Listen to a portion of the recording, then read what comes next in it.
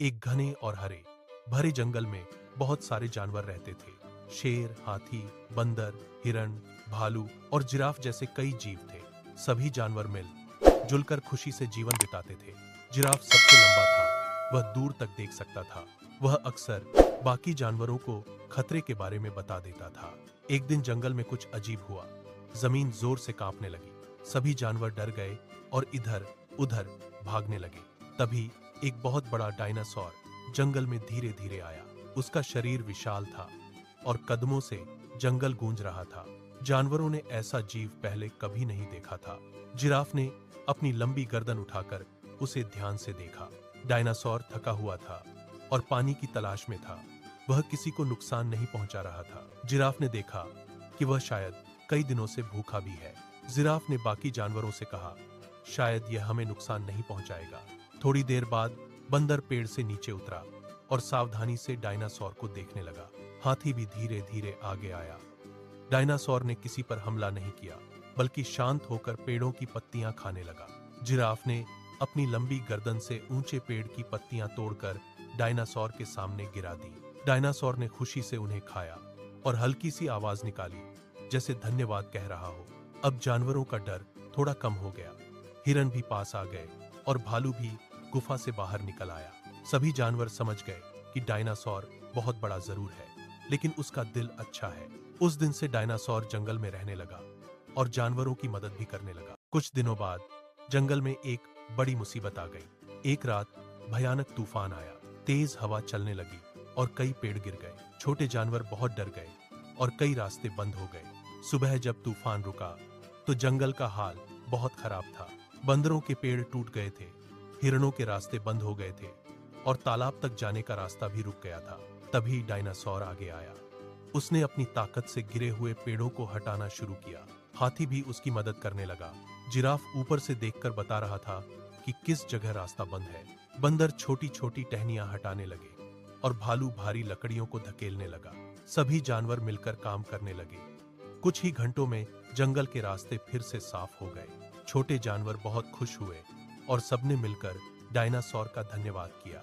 उस दिन सभी जानवरों को समझ आ गया कि मिलजुल कर काम करने से हर बड़ी मुसीबत भी आसानी से खत्म हो सकती है।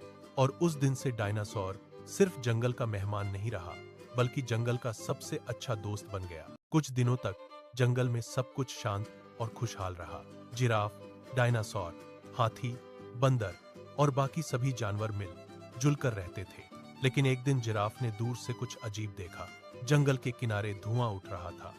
जिराफ ने तुरंत सब जानवरों को खबर दी। जब सभी जानवर वहां पहुंचे तो देखा कि कुछ इंसान जंगल के पेड़ काट रहे थे। उनके पास बड़ी बड़ी मशीनें थीं और वे धीरे धीरे जंगल को नुकसान पहुंचा रहे थे। यह देखकर सभी जानवर घबरा गए। अगर पेड़ कट गए तो उनका घर खत्म हो जाएगा। तभी डायनासोर आगे आया। उसने जोर से दहाड़ लगाई, जिससे पूरा जंगल गूंज उठा। डायनासोर की आवाज सुनकर इंसान डर गए। फिर हाथी ने भी जोर से चिंगाड़ मारी। बंदर पेड़ों से कूद कूद कर शोर करने लगे। इतने सारे जानवरों को देखकर इंसान भाग गए। जंगल के जानवरों ने राहत की सांस ली। जिराफ ने मुस्कुराकर डायनासोर को देखा और कहा, तुमने आज हमारा घर बचा लिया। उस दिन के बाद सभी जानवरों ने फैसला किया कि वे मिलकर अपने जंगल की रक्षा करेंगे। जंगल फिर से शांत और सुरक्षित हो गया। जिराफ, हाथी, बंदर, भालू और बड़ा डायनासोर अब अच्छे दोस्त बन चुके थे। सभी जानवर रोज तालाब के पास मिलते और बातें करते थे। एक सुबह जंगल में एक अजीब सी आवाज सुनाई दी, ची ची ची। बंदर ने पेड़ से नीचे झांक कर देखा तो उसे झाड़ियों के पास एक छोटा डायनासोर का बच्चा दिखाई दिया। वह डरा हुआ था और धीरे धीरे रो रहा था। बंदर तुरंत जिराफ और हाथी को बुलाने गया। जब बड़ा डायनासोर वहां पहुंचा तो उसने उस छोटे बच्चे को देखा और बहुत खुश हो गया। लगता था कि वह बच्चा रास्ता भटक कर जंगल में आ गया था। जिराफ ने पेड़ों की मुलायम पत्तियां तोड़कर बच्चे को दी। हाथी ने अपनी सूंड से उसे प्यार से पानी पिलाया। छोटा डायनासोर अब डरना छोड़कर धीरे धीरे खुश होने लगा। बड़ा डायनासोर उस बच्चे को अपने साथ लेकर जंगल में घूमने लगा। अब जंगल के जानवरों को एक नया छोटा दोस्त मिल गया था। बंदर उसके साथ खेलता, हिरण उसके साथ दौड़ लगाते और जिराफ उसे ऊंचे पेड़ों की पत्तियां खिलाता।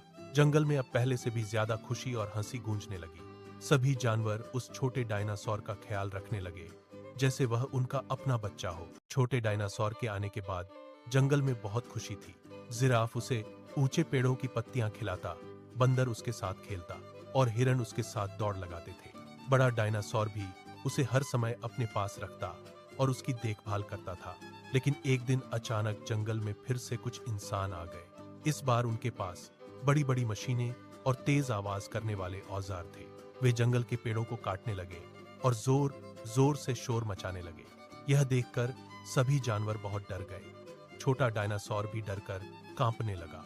बड़ा डायनासोर समझ गया कि अगर इंसान उसे और उसके बच्चे को देख लेंगे तो वे उन्हें पकड़ने की कोशिश कर सकते हैं। इसलिए उसने एक कठिन फैसला लिया। रात होने पर बड़ा डायनासोर चुपचाप छोटे डायनासोर को लेकर जंगल से दूर जाने लगा। जिराफ ने उसे जाते हुए देख लिया और उदास होकर बोला, तुम हमें छोड़कर क्यों जा रहे हो? डायनासोर ने धीरे से आवाज निकाली, जैसे वह कह रहा हो कि यह उसके बच्चे की सुरक्षा के लिए जरूरी है। फिर वह धीरे धीरे जंगल से दूर चला गया। सुबह जब जानवरों को पता चला तो सब बहुत दुखी हुए। जंगल शांत हो गया क्योंकि उनका बड़ा और प्यारा दोस्त अब वहां नहीं था। डायनासोर के जंगल छोड़कर जाने के बाद जंगल के सभी जानवर बहुत उदास हो गए। जिराफ बार बार दूर तक अपनी लंबी गर्दन उठाकर देखता, लेकिन उसे डायनासोर कहीं दिखाई नहीं देता था। बंदर पेड़ों पर चढ़कर चारों तरफ खोजते, पर उनका दोस्त वापस नहीं आया। एक दिन हाथी ने कहा, हम ऐसे उदास नहीं रह सकते, हमें अपने दोस्त को ढूंढना चाहिए, शायद उसे हमारी मदद की जरूरत हो। यह सुनकर सभी जानवर तैयार हो गए। जिराफ, हाथी, बंदर, भालू और कुछ हिरण मिलकर डायनासोर की तलाश में जंगल के बाहर निकल पड़े। वे कई दिनों तक चलते रहे। रास्ते में उन्हें बड़े पहाड़, नदी और घने पेड़ मिले। बंदर ऊपर से रास्ता देखता और सबको सही दिशा बताता। जिराफ दूर तक देखकर आगे का हाल बताता था। एक शाम वे एक बड़ी नदी के किनारे पहुंचे। अचानक जिराफ ने दूर पहाड़ी के पास कुछ बड़ा सा हिलता हुआ देखा। जब सबने ध्यान से देखा तो वे खुश हो गए। वहां वही बड़ा डायनासोर और उसका छोटा बच्चा खड़े थे। डायनासोर ने अपने पुराने दोस्तों को देखा तो वह भी खुश हो गया। छोटा डायनासोर तो दौड़कर बंदर और हिरण के पास आ गया। हाथी ने कहा, हम तुम्हें वापस लेने आए हैं, जंगल तुम्हारे बिना सूना है। डायनासोर कुछ देर सोचता रहा, फिर उसने आसमान की तरफ देखा और धीरे से अपने दोस्तों के साथ वापस जंगल की ओर चल पड़ा। जंगल में फिर से खुशी लौटने वाली थी।